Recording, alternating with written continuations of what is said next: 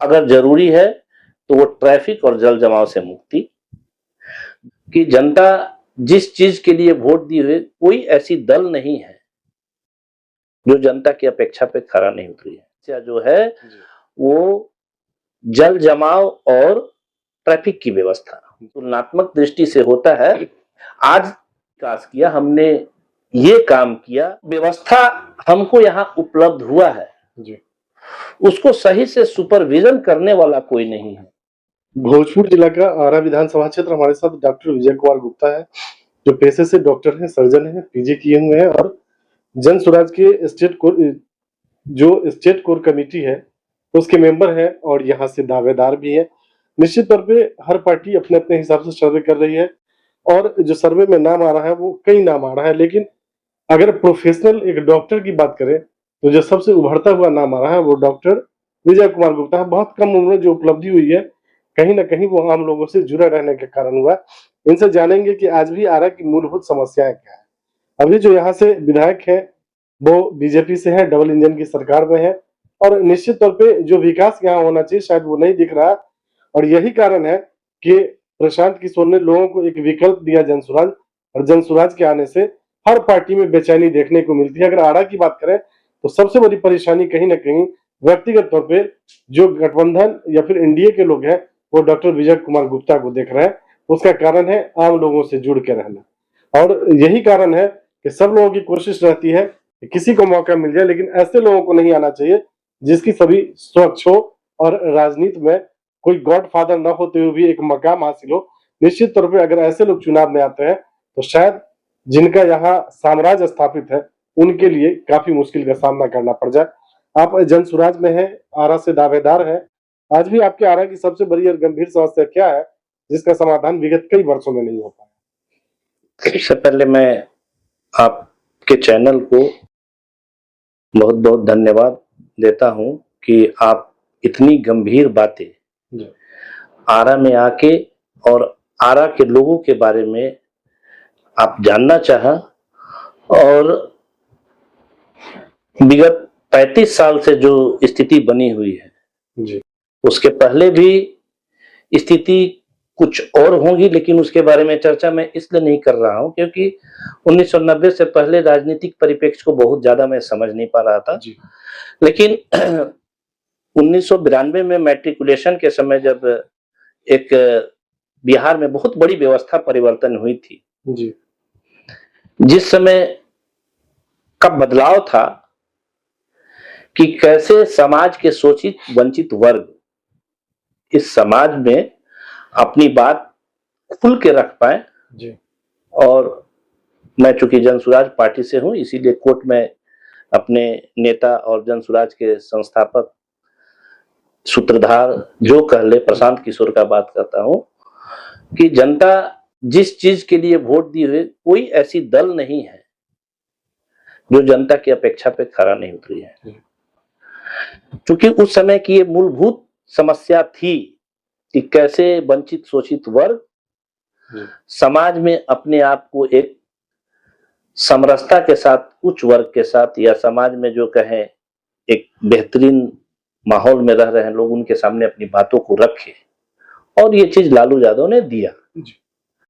इसकी बात हमारे सूत्रधार प्रशांत किशोर भी करते हैं, बाकी बातें बाद में होंगी। लेकिन जो आपने पूछा कि आज की समस्या क्या है जी, तो निश्चित तौर पे आज आरा की जो समस्या है, सबसे जरूरी समस्या जो है वो जल जमाव और ट्रैफिक की व्यवस्था जी। जिस तरह से समय के साथ भारत और विश्व आगे बढ़ते रहा, उस हिसाब से अगर हम देखें तो बिहार और खास करके भोजपुर में कोई तुलना ही नहीं है जी। जो एक तुलनात्मक दृष्टि से होता है। आज के जो वर्तमान विधायक है या वर्तमान सरकार है वो दावा करती है कि हमने ये विकास किया, हमने ये काम किया, 1990 से पहले नहीं था, 2006 के पहले नहीं था। लेकिन मैं बता दूं कि अगर 1990 में भी जो बच्चा पैदा हुआ था वो भी समय के साथ फलते फूलते जवान हुआ, प्रौढ़ अवस्था में आया और समय के साथ वो अपनी जो भी कार्य है किया।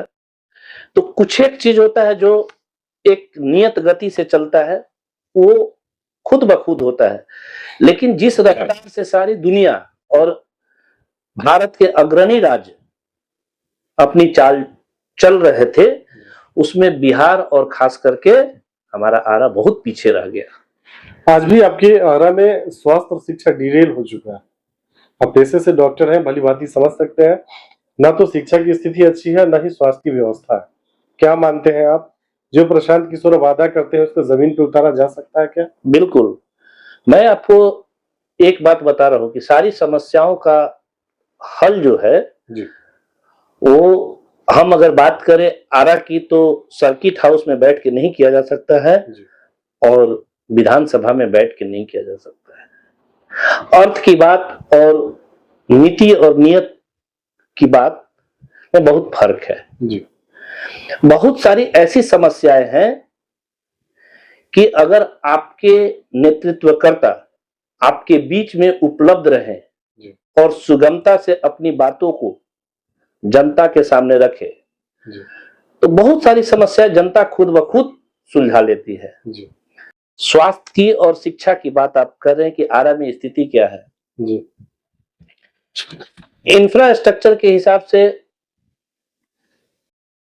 आरा की स्वास्थ्य या शिक्षा की बात अगर करें हम जी, तो इंफ्रास्ट्रक्चर मोर और लेस बिहार के जितने भी जिला हैं जी, जितने भी डिस्ट्रिक्ट टाउन है, उससे बहुत खराब स्थिति हम नहीं कहेंगे बिहार की तुलना में, मैं बोल रहा हूं। लेकिन यहां समस्या है कि जो व्यवस्था हमको यहां उपलब्ध हुआ है जी, उसको सही से सुपरविजन करने वाला कोई नहीं है।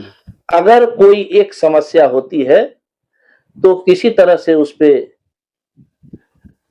तोप के और बात को खत्म करके किसी एक आदमी को जिम्मेवार ठहरा के और रफा दफा कर दिया जाता है। आज भी आपके यहाँ जो किसान है, सरकार चाहे जिसकी भी हो या चुनाव जो भी हो, लोकसभा का हो या विधानसभा का हो, जो भी नेता आते हैं बातें तो बहुत होती है। किसानों की बात अगर होती है तो ये कहा जाता है कि सस्ते दरों पे खाद उपलब्ध कराना, सिंचाई की व्यवस्था कराना, लेकिन आपके आरा की आज भी ये दुर्भाग्य है कि खाद की कालाबाजारी होती है और किसानों को पटवन के लिए, सिंचाई के लिए कोई व्यवस्था नहीं। इन सब के पीछे करप्शन जड़ है। पेपर पे सरकार, आप मीडिया के बंधु जाएंगे तो सारी स्थिति को दिखाएंगे कि हमारे यहाँ इतना वितरण खाद का किया गया, इतनी पानी को सिंचाई के रूप में दिया गया, लेकिन ये जब आप फील्ड में जाते होंगे तो देखते होंगे कि आखिर अगर दिया गया तो उसका कुछ तो रिजल्ट दिखना चाहिए। जो उनके उपभोग करता है उनसे जब बात करते हैं तो उनके सामने वस्तु स्थिति ये दिखती है कि जो कागज पे दावे किए जाते हैं वो बिल्कुल खोखले हैं। खेत में पानी नहीं पहुंच रहा है, किसान को समय पे तो छोड़ दीजिए, समय के बाद भी खाद नहीं मिल रहा है, किसान त्राहिमाम कर रहे हैं। जब किसान कहीं से कर्ज लेके किसी तरह से अपनी खेती को करते हैं, उपज होता है, उसको मार्केट में ले जाते हैं, तो फिर वही कालाबाजारी, फिर वही करप्शन, जो बिचौलिए हैं। कहने को तो टैक्स की सुविधा है, कहने को तो बाजार समिति की सुविधा है, लेकिन वहां पे स्थिति क्या है?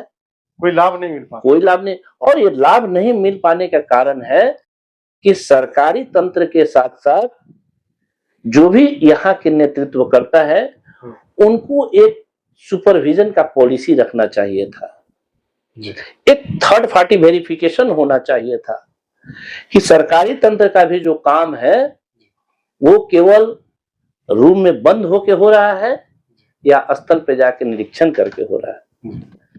कहीं ना कहीं जितने लोग हैं, जितने अफसरशाही आज के डेट में यहाँ पे हो रखी है, वो जनता से रूबरू होना ही नहीं चाहती है, क्योंकि उनको संरक्षण यहाँ पे नेताओं का है, उनके संरक्षण डबल इंजन की सरकार से है।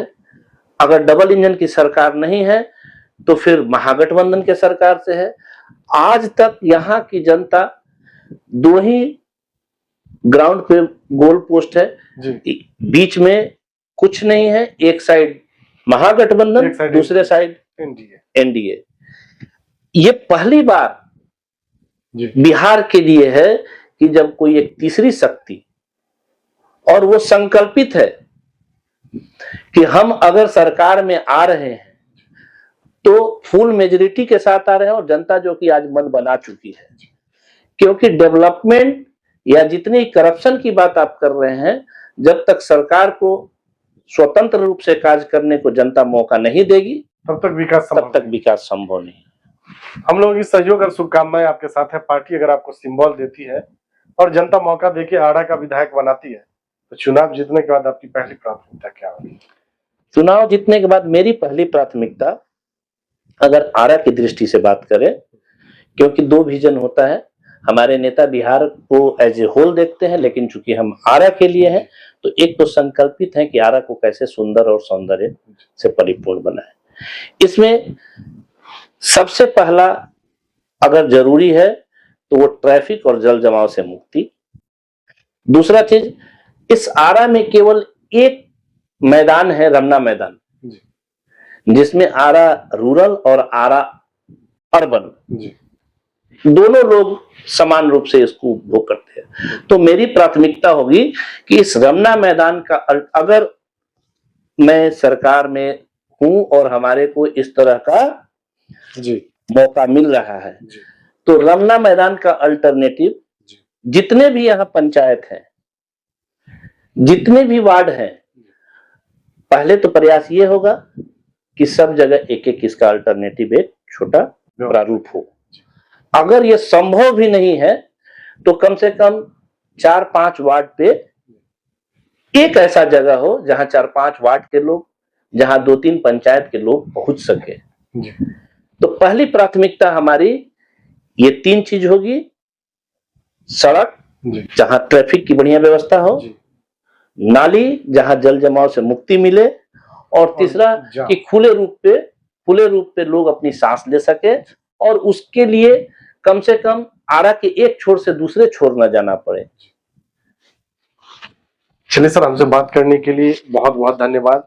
जो आपका विजन था, जो आपकी सोच थी, निश्चित तौर पे सराहनीय है, और ये हम उम्मीद करते हैं कि जो आपने आज हमारे सामने बातें की, अगर आप विधायक बनते हैं, पूरी जिम्मेदारी के साथ इस कामों को करें, और जनता को भी कहीं ना कहीं इस पर ध्यान देना होगा कि आपके बीच अगर ऐसे लोग हैं, विकल्प के तौर पे पढ़े लिखे और बुद्धिजीवी लोग हैं, डॉक्टर विजय कुमार गुप्ता जैसे लोग हैं, तो आपकी भी जिम्मेदारी बनती है पार्टी और जात धर्म से अलग हटके अच्छे लोगों का चुनाव करें। अगर आप अच्छे लोगों का चुनाव करते हैं तो ही आपके यहाँ की जो मूलभूत समस्या है उसका समाधान होगा, और अगर इनके जैसे लोगों का चुनाव करते हैं तो निश्चित तौर पे इनको अपने परिवार चलाने के लिए धन की आवश्यकता नहीं है। निश्चित तौर पे जो भी योजनाएं होंगी वो आपके लिए, आपके बच्चों के लिए होगा। तो अगर एक बार वोट करने जाते हैं तो विकल्प के तौर पे आपके बीच पढ़े लिखे लोग हैं, आपकी जिम्मेदारी है कि अच्छे लोग को वोट करें, और जब आप अच्छे लोग को चुन के आएंगे तो ही आपके लिए कुछ अच्छा किया जा सकता है।